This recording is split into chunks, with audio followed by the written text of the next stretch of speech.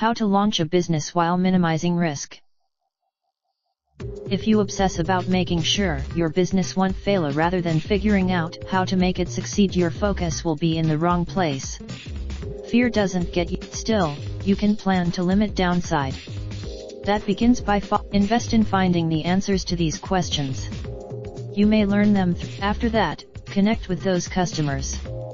I've done this a lot. First, you need to develop your story. When we started next, focus on executing and learning. I see this at the Finally, set clear financial goals. Every company For example, when I launched Pen Name Consulting, I made the decision to not invest in a website. I just didn't have. All of this boils down to one primary goal: do what you can to see another day. When those days start. Raindrop, truck top, smoking, no cooking the hot pot. Fucking on your bitch, yeah, that. Looking up, open the park,